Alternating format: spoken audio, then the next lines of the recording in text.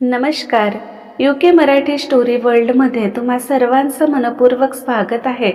कथा आवडत असल्यास कथेला लाईक करा, कमेंट सेक्शनमध्ये जाऊन स्वाईप करून हाईप बटन दाबा, कथा शेअर करा आणि चॅनलला नक्की सबस्क्राईब करा. ध्यास हो तुझा भाग 13. I will come back early. Bharat मनातच पुटपुटला. त्रिशा एकटक भारतचे एक्सप्रेशन निहाळत होती. त्याच्या चेहऱ्यावर दुःख, बेचैनी साप झळकत होते. तिने हळूच त्याच्या दंडाभोवती हात गुंफले आणि त्याच्या शोल्डरवर डोकं ठेवून डोळे मिटले. तिला झोपलेले समजून भारतही तिला काही बोलला नाही. भूमीला आठवतच त्याने डोळे मिटले. त्रिशाने तिरक्या नजरेने भारतला पाहिले. खरे तर ज्या दिवशी भारत आणि फ्रेंड्स गावात आले त्याच दिवशी त्रिशाने भारतभूमीचे बोलणे ऐकले होते. तेव्हा तिला भारतचा खूप राग आलेला, पण भारतच्या भूमीपासून दूर राहणे, तिच्यासोबत न बोलणे, त्यात त्रिशाजवळ गेली तरी भारतचे काही रिॲक्ट न करण्याने त्रिशा खुश झाली आणि तिने मनोमन भारतला मिळवण्याचे प्लॅन बनवले.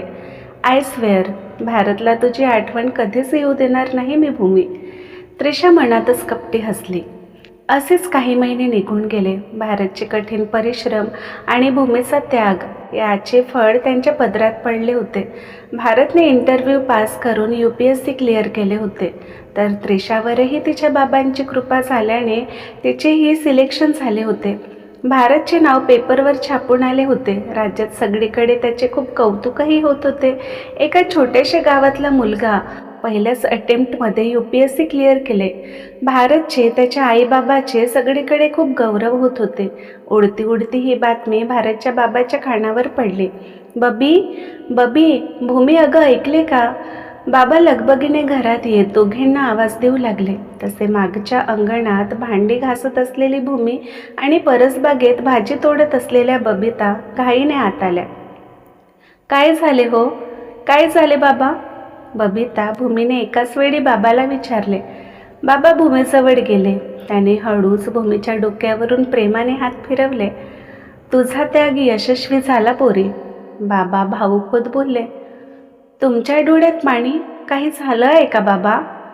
भूमीला बाबाच्या बोलण्याचा अर्थ तर कळला नाही, पण नेहमीच कणखर असणाऱ्या बाबांच्या डोळ्यात पाणी बघून ती कासावीस झाली. पोरी, आपला भारत साहेब झाला. बाबा हसून बोलले. तशी भूमी शॉक झाली. तिला तर सगळं कळायला 2 मिनिटं लागलेच, पण जेव्हा कळलं तेव्हा मात्र तिच्या डोळ्यातून एक टपोरा पाण्याचा थेंब गालावर ओघळला, तर ओठावर मोठे हसू फुलले. तुम्ही खरं बोलताय बाबा? भूमी कातर स्वरात बोलली. अगदी खरं बाळा. हे बघ, आपल्या भारतचा फोटोही पेपरात छापून आला. बाबांनी पेपर भूमीच्या समोर पकडले. तसे थरथरत्या हाताने भूमीने पेपर पकडले आणि भारतचा फोटो एकटक बघायला लागली. तिने फोटोखाली लिहिलेल्या काही ओळी वाचल्या. भारत तुकाराम केळकरांनी रचले नवा इतिहास. छोट्याशा गावातील भारत, भारत देशाचा भूषण. वाचूनच भूमीचे मन गर्वाने भरून आले. ती तशीच पेपर घेऊन तिच्या रूममध्ये गेली. भूमी अगं, बबिता तिला काही सांगत होत्या, पण भूमी तर तिच्या भारतचे कौतुक वाचण्यात हरवून गेलेली. तिने कित्येकदा त्या ओळी वाचल्या, पण तिचे मन काही केलं भरतच नव्हते. आपल्या भूमीने खूप सोसले हो. आता तर भारतचेही स्वप्न पूर्ण झाले. आता सगळं ठीक होणार आपल्या. भूमीचा वनवास अखेर संपला.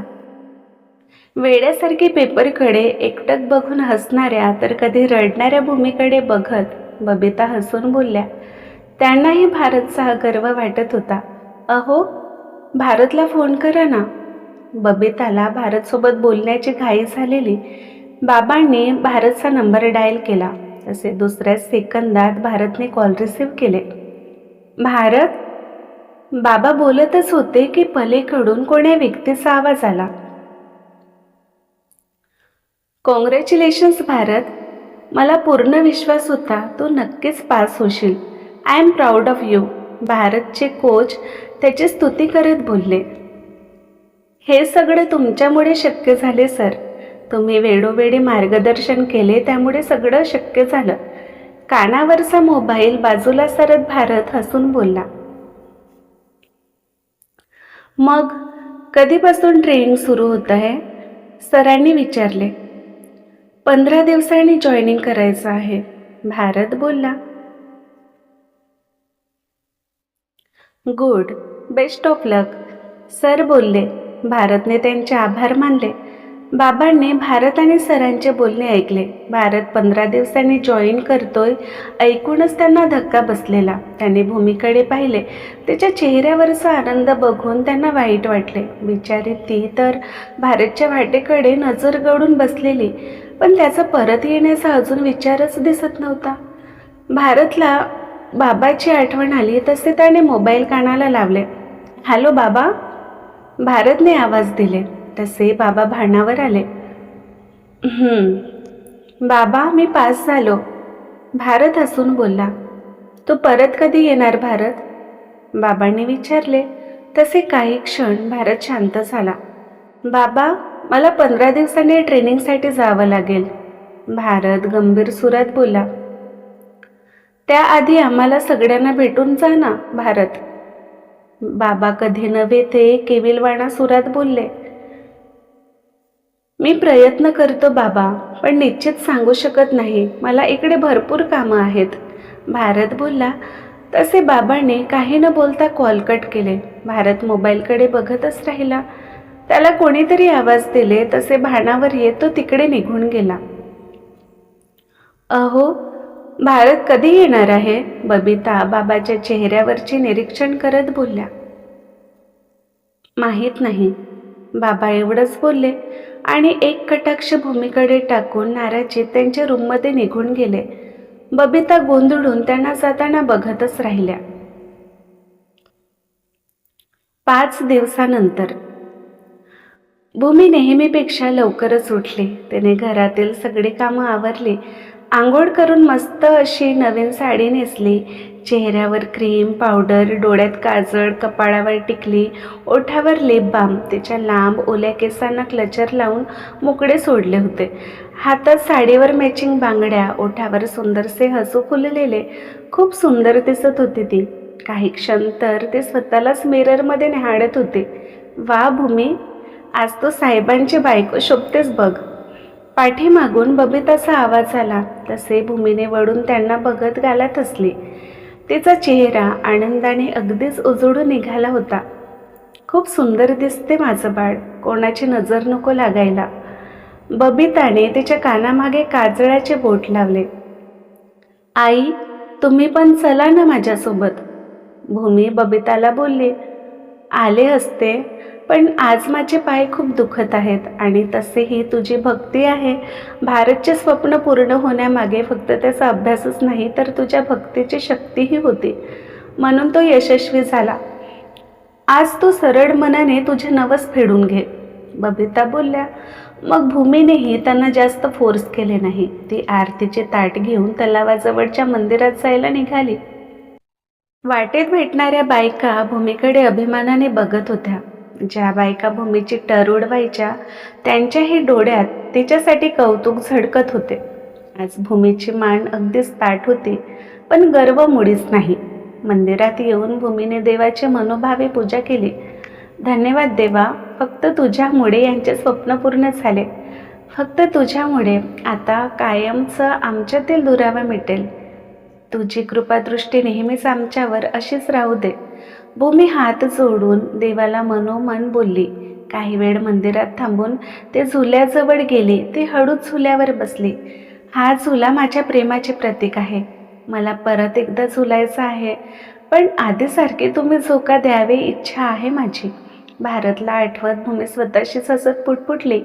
ते तिच्याच विश्वात रमलेली असताना कोणीतरी पाठीमागे येऊन भूमी बसलेल्या झुल्याला झोके देऊ लागला. भूमीने गोंधळून मागे वळून पाहिले. अनोळखी तरुणाला तिला झोके देताना बघून ती घाबरली. कोण आहात तुम्ही? भूमी उडी मारून झुल्यावरून उतरली.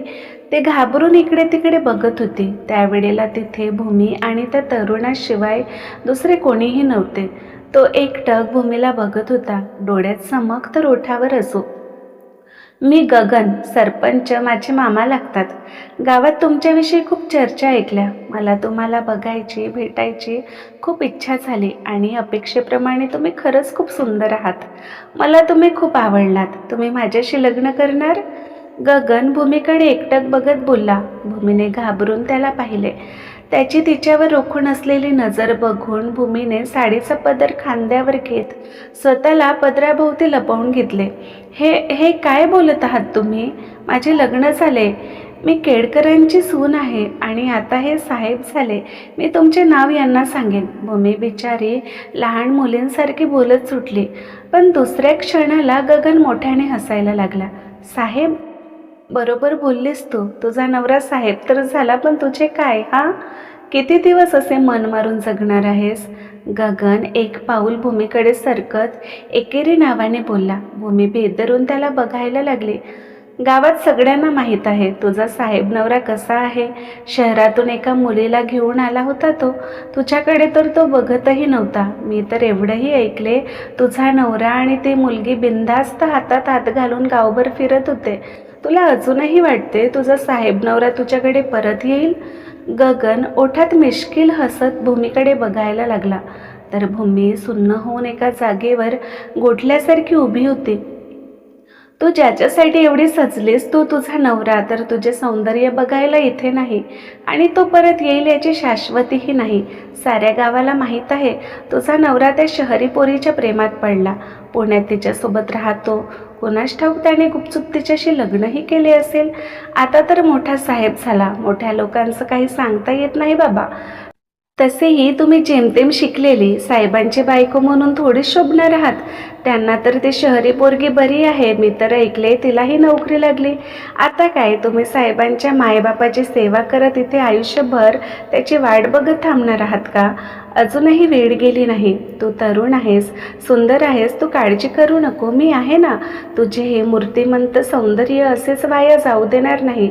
माझ्यासोबत चल, मी तुला राणी बनवून ठेवीन. गगन भूमीला आपादमस्तक न्याहाळत गालात तिरकस असून बोलला. एवढ्या वेळची त्याची निरर्थक बोलणे तिला सहन झाले नाही. तिने त्याच्यावर जडजडीत कटाक्ष टाकले आणि तिथून जाऊ लागलीस की गगनने तिचे हात पकडले. तसे भूमीच्या अंगातून एक भीतीची लहर दौडून गेली. पण माहीत नाही कसे तिची 4 बोटं गगनच्या गालावर उमटली. ते डोळ्यात पाणी घेऊन अतिशय रागाने गगनला बघायला लागले. तर गगन गालावर हात ठेवून आश्चर्याने तिला, तू मला का मारलेस? गगन बोलला. पण भूमीने त्याला काही उत्तर न देता जाऊ लागलेच की गगनने भूमीचे केस पकडून त्याला झटक्यात जवळ ओढत मिठीत बंदिस्त करून घेतले. भूमीला आता भीती वाटायला लागली. ती घाबरून त्याच्या मिठीतून सुटण्याचा प्रयत्न करू लागली. एवढी काय घाई आहे? सोडतो की तुला? मी तर सगळं शांतपणेच घेत होतो, पण कदाचित तुला प्रेमाची भाषा कळत नाही. मी तर विचार केले तुला राणी बनवून कायमची माझ्याजवळ ठेवून घेईन. कधीच तुझ्या नवऱ्यासारखे तुला सोडून जाणार नाही. पण तू कदाचित याच लायक आहेस. आता मला जे हवं ते मी आधी मिळवणार. गगन चिडून बोलला. तो हळूच तिच्या मानेजवळ झुकला. खूप सुंदर केस आहेत तुझी. असं वाटते या केसांना पांघरून घ्यावे. बोलतच त्याने मोठा श्वास घेत भूमीच्या केसांचा सुगंध नाकात भरून घेतला. त्याच्या गरम श्वासाचा तिच्या मानेवर होणाऱ्या स्पर्शाने भूमीला सिसारी आली. सोडा मला. भूमी त्याला धक्का देऊ लागली, पण त्याची पकड घट्ट होती. तुझे हे मदमस्त तारुण्य आज मला जवळून अनुभवायचे आहे. बोलतच त्याने तिच्या मानेवर ओठ टेकवले. तशी भूमी नक्षीकांत हादरली. भूमी अंग चोरून त्याला गयावया करू लागली. मला जाऊ दे, भूमी रडतच बोलली. पण त्याच्यावर तिच्या रडण्याचा काही फरक पडला नाही. भूमीच्या मखमली स्पर्शात तो पुरताच वेडावला होता, तर भूमीच्या चपराकाने त्याचा इगो दुखावला होता. मी तुझ्या नवऱ्यासारखं तुला सोडून कुठेही जाणार नाही. तुला असंच मिठीत घट्ट पकडून ठेवेन. फक्त एकदा तू माझी हो. मी तुला कधीच तक्रार करण्याची संधी देणार नाही. गगन हळूहळू भूमीच्या मानेवरून सरकत गड्यावर ओठ फिरवू लागला. वाचवा, वाचवा.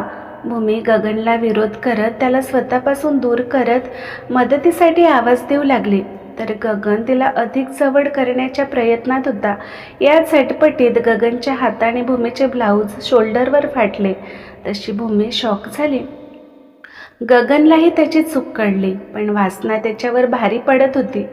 तुझे मन दुखावण्याचा माझा काहीच उद्देश नव्हता, पण तू ऐकायला तयारच नाही. पण विश्वास ठेव, तुला माझ्यासोबत असल्याचे कधीच पश्चाताप होणार नाही. गगन भूमीच्या डोळ्यात बघत बोलला. त्याची नजर भूमीच्या लाल चुटूक ओठावर स्थिरावली. त्याने भूमीच्या केसांना गच्च पकडत त्याचा चेहरा त्याच्या चेहऱ्याच्या अधिक जवळ आणले. तसे ती अगदी सुन्न झाली. आता आपण या लांडग्याच्या तावडीतून सुटणार नाही. भूमीला खात्री झाली. तिचे सगळेच अवसान गळून पडले. तो तिच्यावर झुकून तिच्या ओठावर ओठ टेकवणारच की एकच लाथ त्याच्या कमरेत बसली. तसे तो खाली पडला. तुझी एवढी हिंमत? माझ्या घरच्या इज्जतीवर हात घालतोस होय रे? ती फक्त माझी सून नाही, माझी मुलगी आहे. तिच्याकडे वाकड्या नजरेने बघणाऱ्यांचे तर मी डोळेच फोडीन. बाबाने गगनच्या छाताडावर लाथ ठेवत अतिशय रागात बोलले. त्यांच्या हातातील काठी गगनच्या डोळ्याच्या अगदी जवळ होती. गगन बेदरून बाबाला बघायला लागला. बाबाला बघताच भूमीने तिचे शोल्डर पदराने झाकले. बाबा, भूमीने त्यांना आवाज दिले. तसे बाबाने भूमीला पाहिले.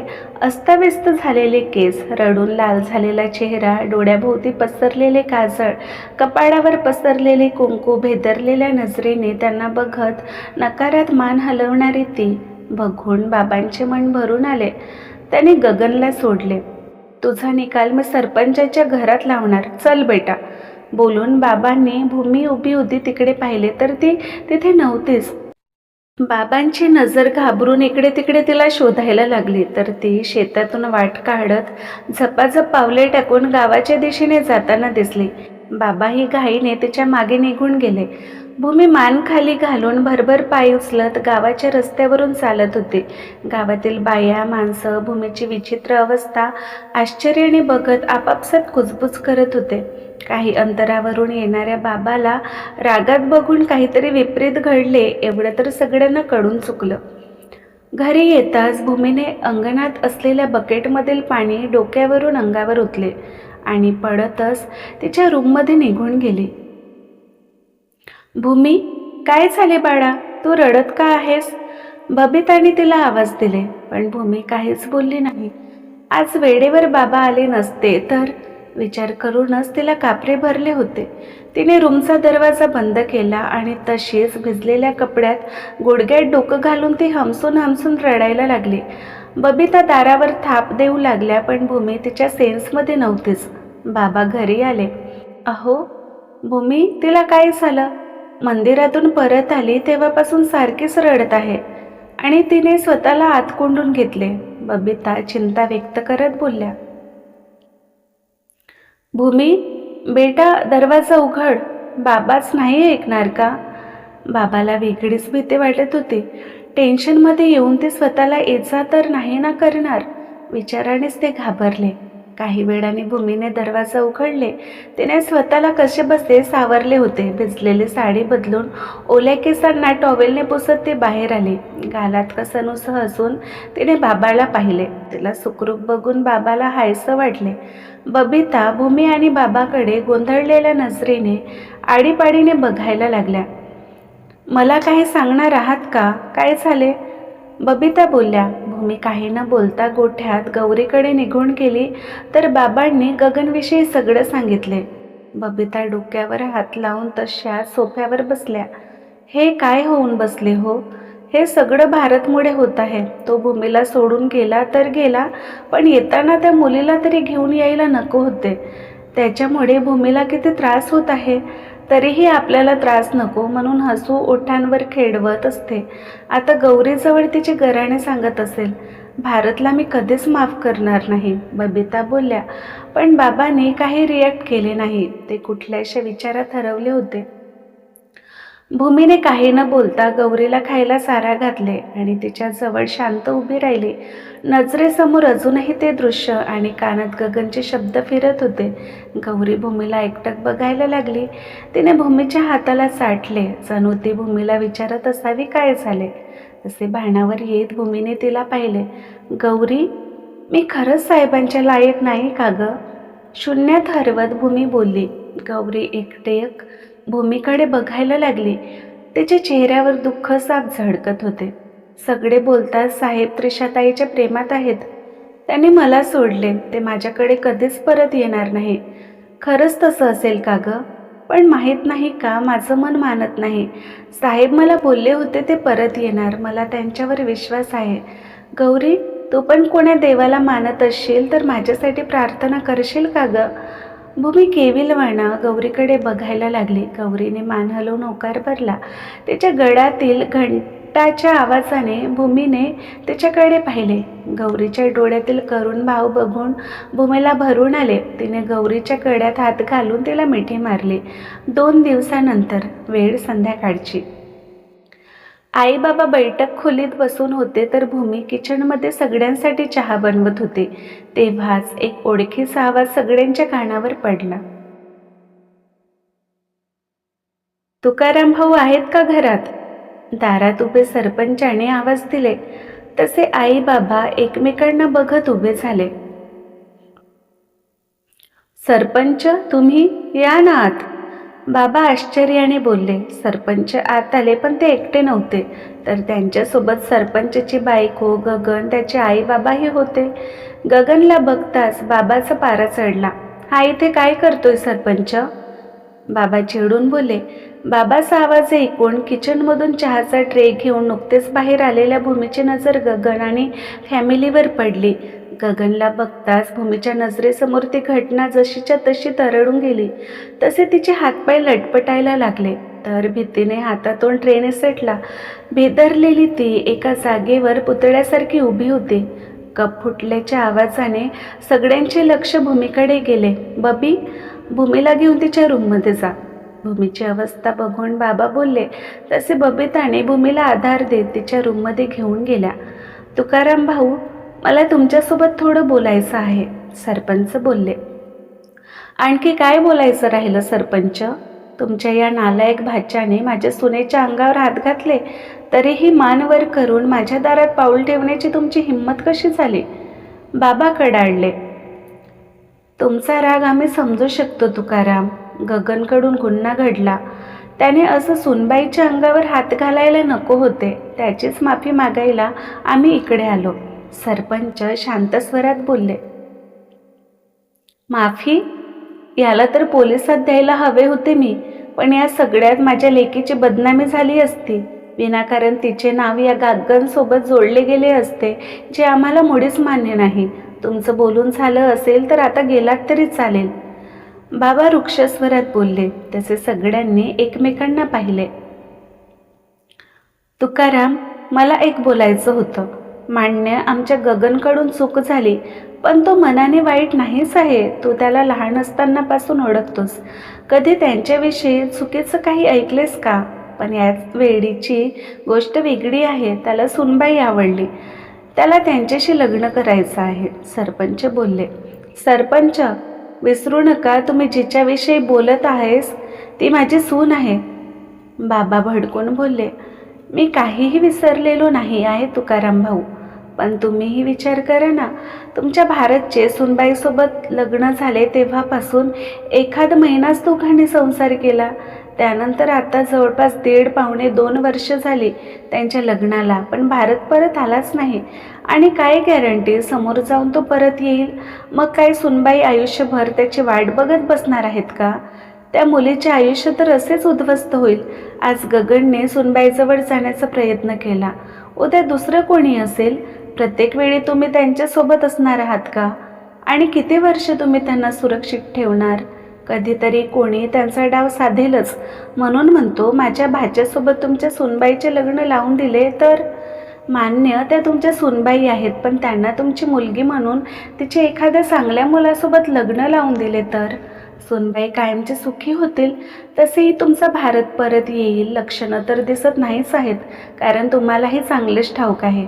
बघा एकदा विचार करून, तुम्हाला काय हवंय? तुमच्या मुलाच्या वाट्याकडे नजर लावून त्या मुलीने स्वतःला उद्ध्वस्त करायचं, की तिच्या दुसऱ्या मुलासोबत लग्न लावून तिच्या पदरात सुख टाकायचे? गगन शहरात चांगल्या नोकरीवर आहे, नेहमीच सुखात ठेवेल सुनबाईला. शांत डोक्याने विचार करून तुमचा निर्णय कळवा, येतो आम्ही, बोलून सरपंचाने हात जोडले आणि त्यांच्या प्रस्तावाचा एकदा विचार करायचे सुचवून ते निघून गेले. ते जाताच बाबा शौकोत धापकन सोप्यावर बसले. क्रमशः तर आजचा भाग कसा वाटला कमेंटमध्ये नक्की सांगा. लवकरच भेटू पुढील भागात. नमस्कार.